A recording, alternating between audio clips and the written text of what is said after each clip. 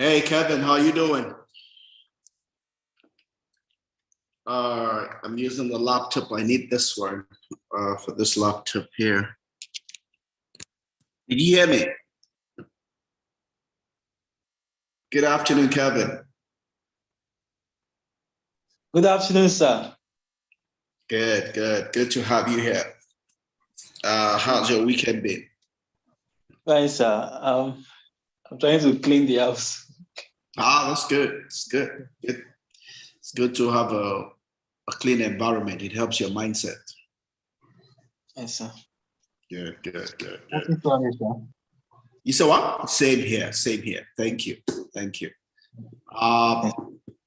You're welcome back to the book club. We're starting a new book here. Like I told you, I do have a copy for you. I'll get it to you when we come out there. Should be out there in another 2-3 weeks. Okay. So I'll get you a copy of the book. So we're starting with this book today, Business is Personal, by Bethenny Frankel. It's going to be the fifth we're doing in the book club. We started with doing the 4 purposes of life. We did Believe It.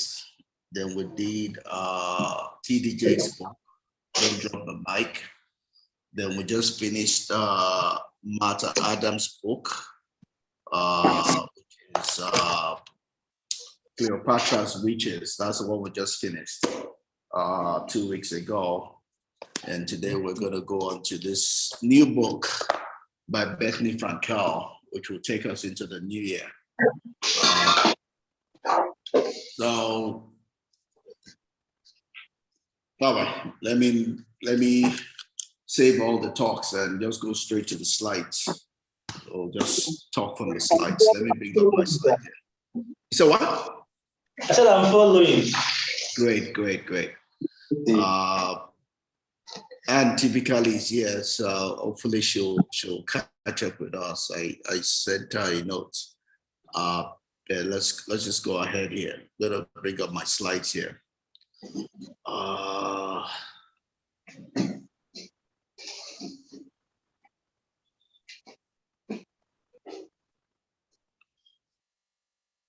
right, you can see my slide, right? Yes. All right, great. So again, that's the book, Business is Personal, and she talks generally about the truth about what it takes to be successful while staying true to yourself. Pretty much being successful and not losing yourself. Some people think that it's one or the other, right? Whether you're successful and lose yourself, or you're not successful and keep yourself. So people think that being authentic means that they lose out from being successful, but that's a lie. That's a lie of the enemy. Like Jim Collins would say, it's the genius of the hand, not the tyranny of the whole. It's not whether you're authentic or successful. It's that you are successful and authentic. It is possible, and that's the way God made it, right? People who have no clue have deceived us. Right, they've told us that you cannot be righteous and be rich. You cannot be going to heaven and have money. Right? Those are lies, right? Which we've seen, because the same people that have said that have been the ones running after money and have even abused the privilege. Right? You can be rich and be righteous. You can be rich and go to heaven. You can be very wealthy and be a God person. Right? It's not a whole, it's the ant. Right? It's not necessarily easy, but it is possible. And there's nothing we share here. We don't spend our time here on things that are easy. We talk about the things that are possible and the price to be paid to get it, right? Life is not easy. Life was never meant to be easy. God did not create life to be easy, not even before sin, right? Did God create life to be easy? Right? Because don't forget, God brought Adam into the garden to keep the garden. Keeping the garden is not easy. It takes work. Work is not easy. Work is an effort. Life is an effort. If you don't put the effort into life, you are not going to be successful in life. Life requires effort, right? I was just sharing this morning with some alma mater of mine on one of my WhatsApp group, and they were talking about the fact that, oh, it's about being smart and not hard work. I mean, that's stupid. That's foolish, right? It's not smartness or hard work. It is being smart and working hard. You will never succeed in life without hard work. It doesn't matter what it is you're doing, who you are. You will never succeed in life without hard work. Hard work can never be sidestepped, right? Yes, you need some smartness with your hard work to make it successful. But without hard work, you can never succeed, right? That's the way God created the universe. And that's the only way to succeed in life, right? Yes, you need to be smart, but it's not smartness or hard work. It is smartness and hard work that breaks the back of all that is standing against you to help you to be successful and to make it in life, right? So you can never sidestep hard work, right? Yes, you need to add smartness to it, but you need to work hard. That's the secret to making it in life, irrespective of what it is that you find yourself into. Again, that's the book that we're into. We're going into here, Business is Personal by Bethenny Frankel, right? And today we're going to do an overview. Next week we'll do chapter 1. The following week we'll do chapter 2. If we have to break a chapter into 2, we will break a chapter into 2, just the same way we ran through Matter Adam's book. We're not going to be in a hurry going through Bethenny Frankel's book, right? We got a lot of riches from Matter Adam's book, right? A lot. And the same way we extracted stuff from here, we're going to do the same thing reading through Bethenny Frankel's book. This is going to be a business school. It's going to be a school of life. And we're not going to be in a hurry doing that. Nature is never in a hurry. And to get life, to get the best out of anything, you need to give the time it takes to get that life out. And that's what we're going to do. So if we have to break any chapter and do it in 2 Sundays, we will do just that. We're not going to rush through anything. There are 13 chapters in the book, and we're going to try to take 1 chapter a week. If we have to join 2 chapters together, we feel there's no meat, we will do that also. We're not going to drag, no, we're going to be too fast. We're just going to eat at the speed that which it will bless us. We're not doing this as to check the box. It's not the number of books we have read that's important. It's what we get from each book that we get to read here and what it adds to our life. That's a critical thing. That's the most important thing that we'll try to get out of our time together here. A bit more about Bethenny Frankel. You know, she's an American businesswoman, successful businesswoman. She's one of the chief actors in The Real Housewives of New York City. You know, if you ever watched that, you'll have seen her there. She's gone out to build her own brand in what she calls the skinny girl. She has different things on that, and she's made it in her own way, right? And so, all right, those are some of the books she's just put together. All right, so this is a quick introduction into the book itself, right? She says that this is a book with strategies, right? It's a strategic book. It's something we can use as a toolbox, right? As we go through life, something we can pick something to help us through life with, right? From all that she has learned, she's pretty much sharing our wisdom with us, what she's gleaned by going through life, right? We all learn things as we go through life. We learn native wisdom. So she's collected our own wisdom into this book, and hopefully we can learn from her and not have to repeat the mistakes she's made, right? That's the essence of reading, right?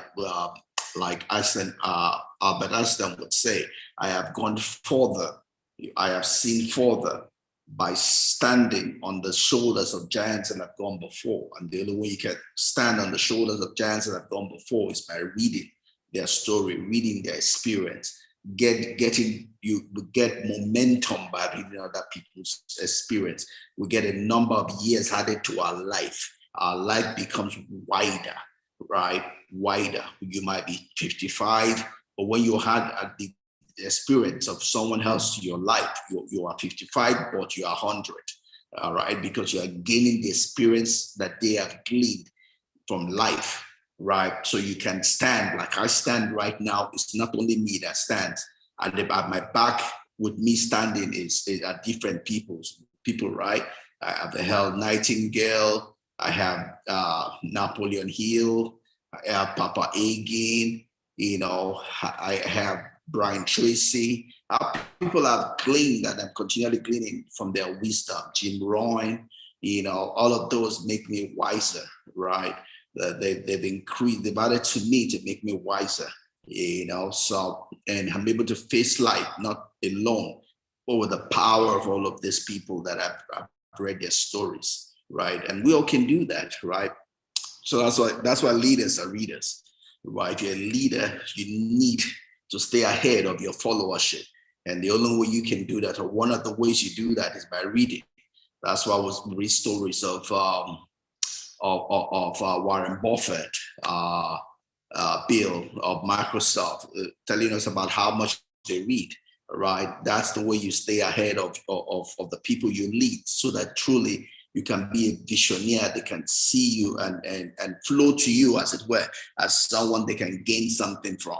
Because if you don't have something to give, then you need to have something to give if you're the leader, and have something whereby you can show them the way. And one of the ways we do that is by reading, right? Gleaning from other people's wisdom to add to our own. All right. And that's what hopefully we're going to learn from this book, right? Learn from what Bethenny has learned. And she also comes here and talks, brings some wisdom of other people here joining to us. People she's had to other successful people she's spoken with. So not just us, she's brought in wisdom of other people, and we can just gain more by reading through all of this. All right. So just going into a bit of an overview like we want to do today, the book. Again, the summary for that she's put here is just the fact that it's the truth about what it takes to be successful while staying true to yourself. To be successful without losing yourself, right? When we say business is personal, it's kind of goes against some Godfather mindset of business. Say, oh, it's only business. They kind of separate business from their person, right? And that is a tyrant that does that. A leader doesn't do that, right? A boss does that, right? A tyrant does that. But a leader does not do that. That's not the person God created. God created us that there will be no difference between our relationship, our business, and who we are as a person. It should be a smooth flow, right? Every area of our life really should be a smooth flow, because we're spirit beings, right? We cannot be a different person at work and a different person at home, a different person in church. We don't have integrity, right? Integrity is wholeness. Is that you are the same person wherever you are found. People can recognize you wherever they find you. Not that they come to your home and you're a different person. You go to work, you're a different person. You go to church, you're a different person. If you're such, then you're the person that does not have integrity. Your life is divided. Your life is broken into different parts, and you cannot be trusted, right? Because I cannot see you in one place and trust that I'll meet the same person in another place, in another sector, right? You're not being true to yourself also. When you live like that, then you live with so much stress, so much pressure, right? Because then you're trying to remember who is my church person? Oh, who is my work person? Oh, who should I be at home? Now, it should come natural to you, right? If you live out of your head, then you're not living, you're a robot, right? Your person should flow naturally out of you. When they wake you up from the deep sleep, who you are should flow naturally from within you. You don't have to think before you exercise who you are. Who you are should go beyond just your head and become the fullness of who you are, that it oozes out of you without pressure, right? That is when you're living. Otherwise, you're just existing, right? If you live out of your head, you are merely existing. It's got to be living out of your heart, not your head. Yes, we get information from our head with our head, but it should not stay there. It needs to flow into our heart, our being, our wholeness, right? That is living. Living is from the heart, not from the head. We exist in our head, we live in our heart, right? We exist in our head, we live in our heart. We exist in our head, we live in our heart. Until you bring your heart to everything that you do, you are merely existing, you are not living, right? And that's what we're hoping to help ourselves understand and learn into, to be someone that lives from the fullness of who you are, right? Not some makeup gimmick you're trying to make believe, treat people, not being authentic into yourself. The power of our being is the power of our heart, which actually is the power of our subconsciousness, right? Our subconscious being is the most powerful of us, right? Again, our mind is divided into our conscious mind, our unconscious mind, right? And our intuitive mind, right? Which is an overlap between our unconsciousness and the spirit world, right? And the power by which we're able to live each day, it comes from our subconscious mind, right? We are truly what our subconscious mind makes of us.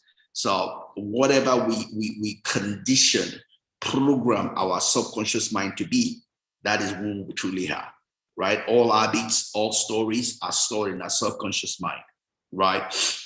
And we need to consciously program our subconscious mind, because our subconscious mind is our autopilot. That is really what we ooze out of us when we're not conscious, right? So we need to do the extra work when we're conscious to form the habits, the right habits that we want to live our lives by, the right programming we want to live our lives by, the right story we want to live our lives by, so that when we are not conscious, that is the way our life is going, our life is being lived, right? So hopefully from in this book and our time together, we're going to share a lot of lessons from how to build business and maintain balance, right? I'm going to share my own experience, and we're going to take Bethenny's experience and whatsoever she has in this book, like we did while reading through Cleopatra's Witches. I'm going to share a whole lot of my own experience, and it's going to be open also, to anyone that is live with us, Kelvin,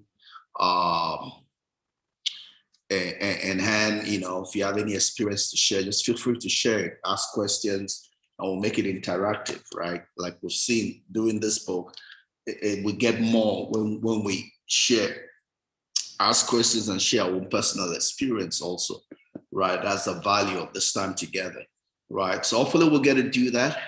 We'll get to talk about how to maintain balance, mentally, spiritually, physically.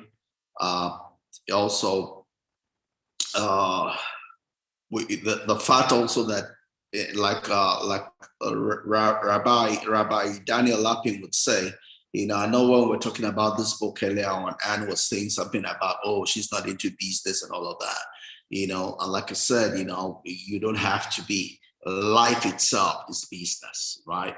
Business is life. Life is business, right? You don't have to have a company, all right, to be in business. We all are in business every day. We all relate to one another. We all have a brand. We all are trying to sell ourselves. We all are laundering our image, every day. That is business. That is business. We all are marketing an idea.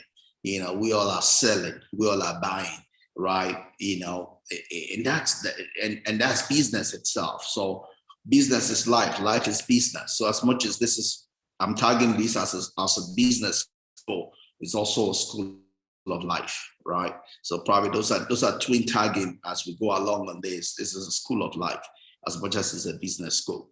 All right. So diving in a bit more into the book,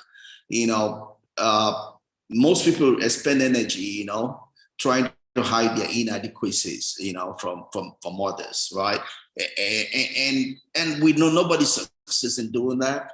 To hide my inadequacy is to hide my humanity, right? Because our humanity It contains our inadequacies. If I spend too much energy trying to handle either way my inadequacies, what I'm going to end up doing is I'm not going to be human. I'm going to be a robot. I'm going to be a straitjacket. I'm not going to have a social interaction, right? For any social interaction involves me, exposing both my inadequacies and my adequacies, right? Because if I don't have inadequacies, then I'm not human. Then I cannot relate with other people. I'm just a robot. I'm just a straitjacket. But because I have feelings and I am human, right, opens the door for me to show my inadequacies, right? Obviously, it means that I need to, as much as they're there, I need to have the right defense such that I don't hurt people or hurt myself with those inadequacies. But there are things that I don't deny, as it were, right? But have acknowledged and work on, right? And Kevin, is there anything you want to say on that before I go on? You understand what we mean by not hiding your inadequacies?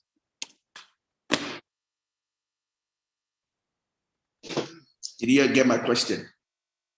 Yes, I got your question, sir. It's not hiding one's inadequacy. It's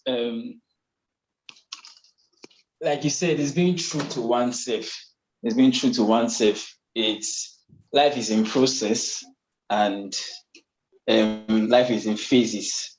There are things that one is not there yet, as it were.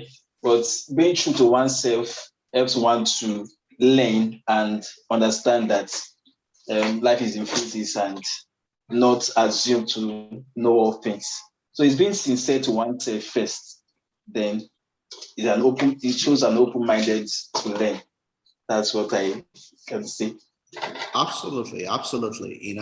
When you're not open to your inadequacies and you're hiding them, and you have what we call a fixed mindset. But when you open to them, that means you have a growth mindset. You know that I might be inadequate today, but I don't have to stay there, right? I'm a work in progress. These are the areas in which I am inadequate.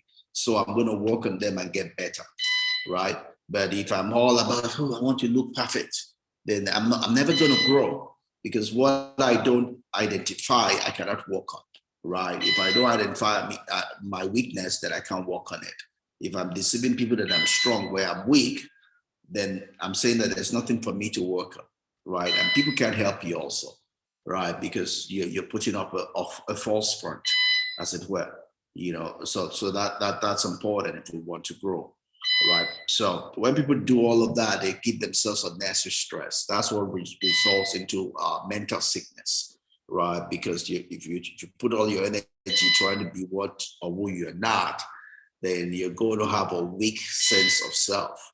That means you don't like yourself because you have not come to a one-to-one relationship with yourself. You're not accepting who you are, right? Until you accept who you are, you cannot be better, right? Life is accepting who I am, then knowing who I want to be, right? But I cannot be who I want to be until I accept who I am, because who I am is what I have to work with, right? So it's okay to be human, it's just okay also to want to grow, want to be better, right? So it's all about being authentic, because who you are is what you have to work with, right? So each time, all social interactions are personal, each time we relate with someone else, it's not just business, right? Because each time you converse with somebody, you can either make that person happy or you can hurt that person's feeling, right? Irrespective of where you meet a human being, you have the potential to hurt that person or to make that person happy. You have the potential to bring that person down or to elevate that person, for as long as it's a human being that you're interacting with, right? Whether it's at the store, at work, wherever, so we should never lose sight of that. You don't talk to a human being as if you're talking to a machine, so as much as we want that for ourselves, it's something we need to do for other people.